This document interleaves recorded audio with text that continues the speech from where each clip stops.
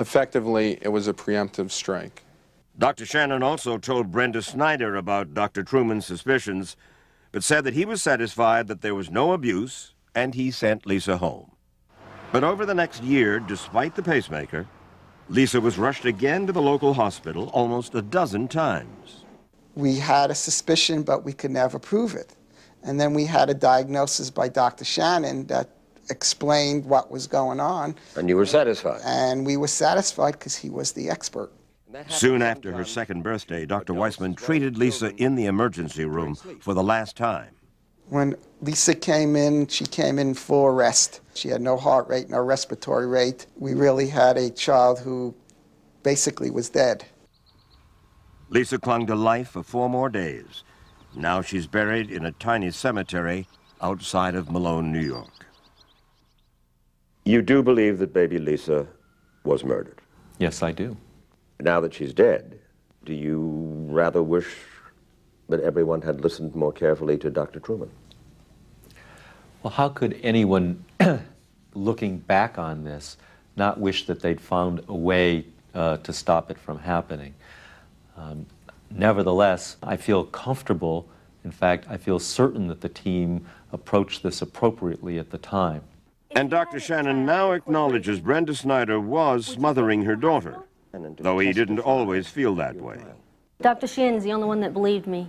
Are you saying that, in effect, Dr. Shannon's diagnosis should have been enough to prove that you were innocent? Yes, he was a specialist. But her lawyer never called him to testify at her trial, and this past June, more than 5 years after Lisa's death, Brenda Snyder was convicted of second-degree murder and 12 counts of assault and reckless endangerment. Though she continues to maintain her innocence, she was sentenced to 50 years in prison, thanks in part to the testimony of Dr. Thomas Truman. I think he is the true hero, if you can find one in this story, at least as it represents hero for me in medicine. He wanted to protect her from harm and fought hard to save this little girl.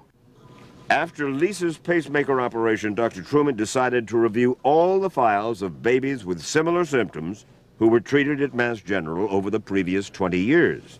And he found dozens of babies with symptoms and circumstances similar to Lisa's.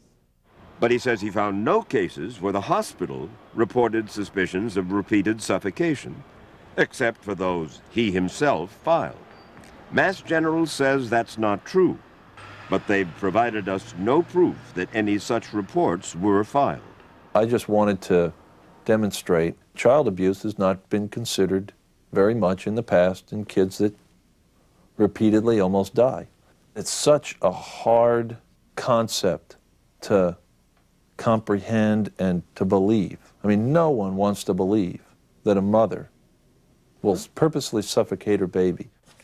Prosecutor Derek Champagne says that Brenda Snyder's murder conviction is proof that some mothers would indeed try to suffocate their babies, and that someone should be looking into the other suspicious cases in the Mass General files. Dr. Truman was absolutely correct regarding this particular case. If half of the facts are similar in any of those other cases, prosecutors and/or healthcare people should be examining those particular cases. Mr. Champagne has been in touch with the district attorney's office in Boston, urging them to do just that. The DA's office told us we've been in contact with Dr. Truman and are following up on the information he gave us. We take this very seriously.